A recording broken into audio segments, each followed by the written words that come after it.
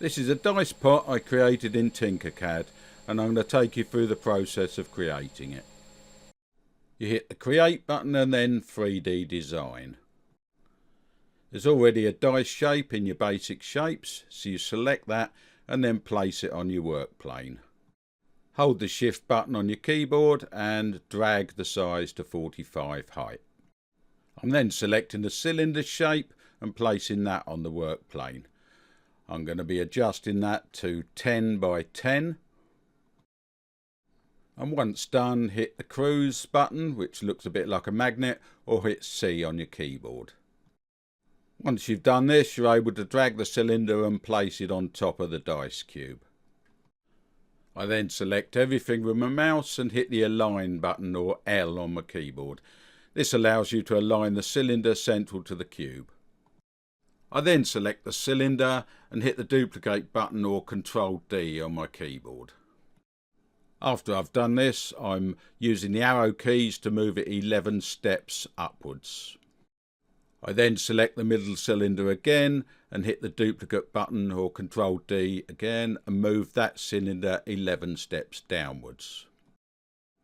I'm now going to select all the cylinders, duplicate them and move them 11 steps to the left. I then select all the middle cylinders again, duplicate and move them 11 steps to the right. This will give you the main dice pattern. I'm then going to select all the cylinders, and if you look up to the top right hand side, you can make them a hole. If you go to the bottom of the work plane, there's a snap grid there. If you change that to 0.1, and then I moved them down 0.60, but that's up to you, the depth of the hole.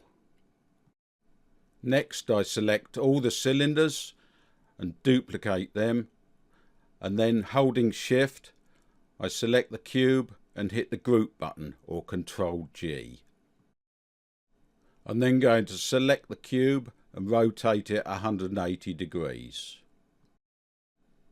I'm going to then select the middle cylinder, duplicate it, and then hold shift and press on the cube, and then group again, or Ctrl G.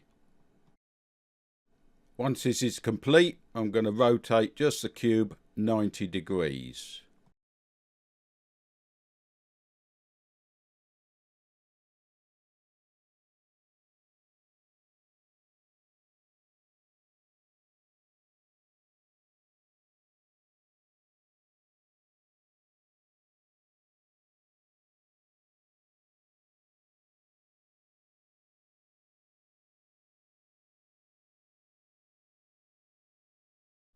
Again, I duplicate these, select the cube and group.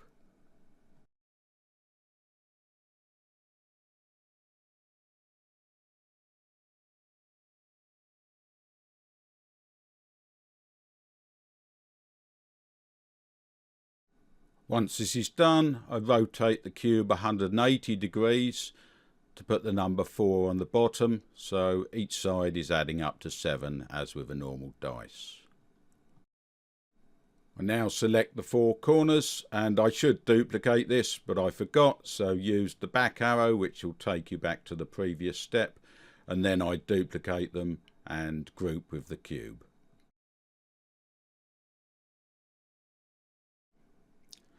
Once this is done, I'm going to move to a side view of the cube and then rotate it 90 degrees to put the last 2 set of numbers on.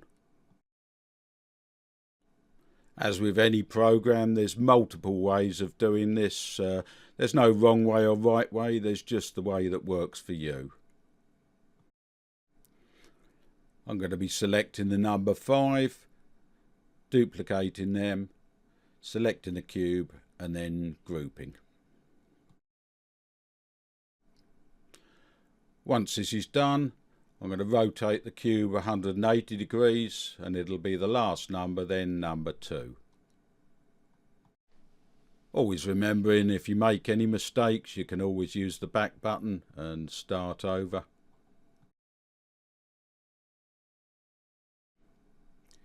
Here I don't need to duplicate the cylinders because this is the last one, So I'm going to select the two, group it, and then with the other cylinders that are left I'm just going to select them all and delete them.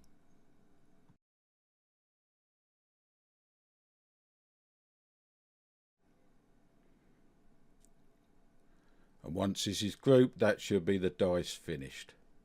Yeah, and that's it.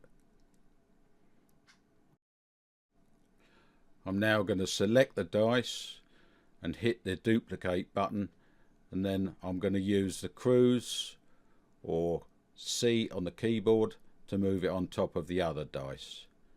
If you then hit the duplicate again, it'll put one exactly above.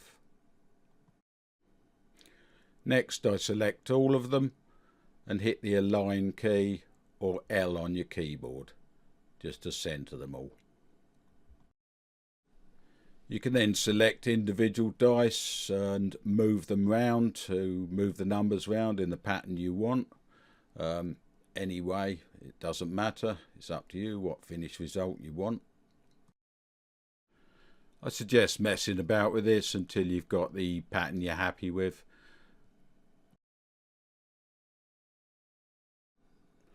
Once this is complete, I will upload it to all the normal places and put the links in the comments, and I'll release it free as well.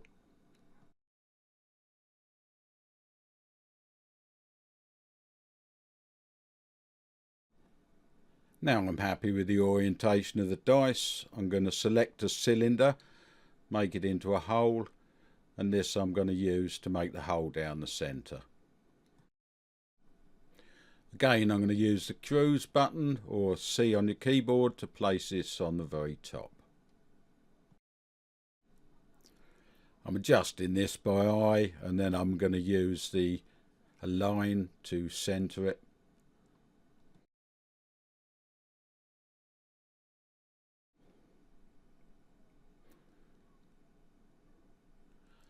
Once I've done that, I'm going to bring the height of the hollow cylinder right up, and then I'm going to move it down through the centre of the dice until it's 1.5 off the base.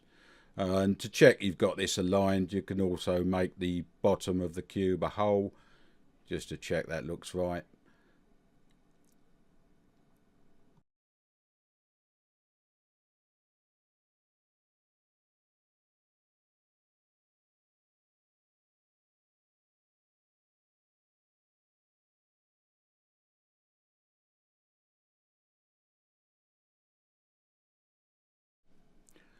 Once that's done, I'm going to group everything, and that should give you the pot with a hole in it, and then all I've got left to do is just fill the dice holes in the bottom.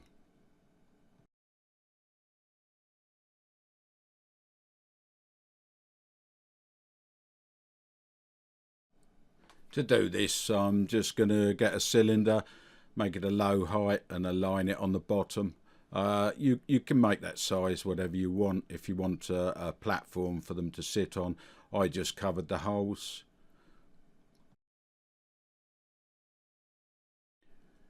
Again, I did this by eye. As I say, there's no wrong way or right way of doing this. It's just the way that works for you.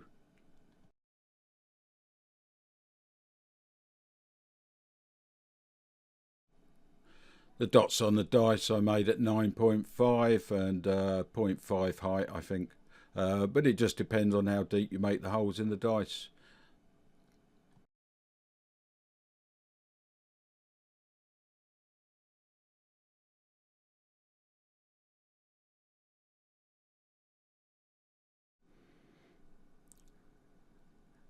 Now that's aligned. As I say, you can leave a little bit out if you want to stand on it, or bring it right in just to cover the holes, which I did. And then when you're happy with that, group it.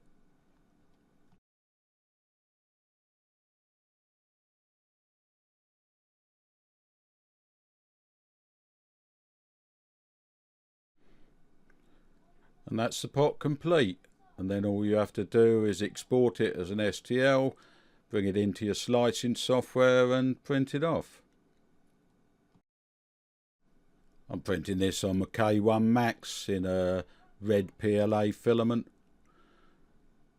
and then all that's to be done is put the dots in, which I stuck in with super glue.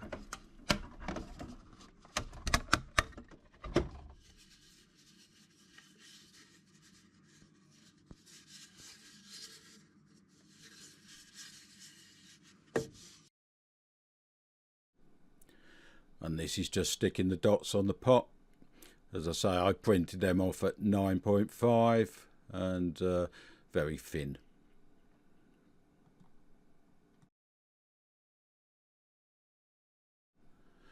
With my fat fingers this took quite a while to do, but I won't let you sit through it all, I'll fast forward it.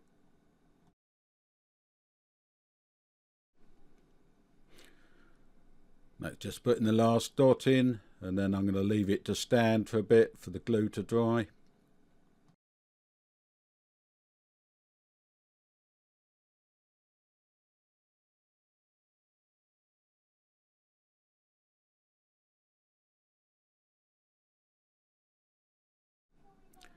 And that's now fully dry, and that one I printed in red, and I printed some more. I printed one in green,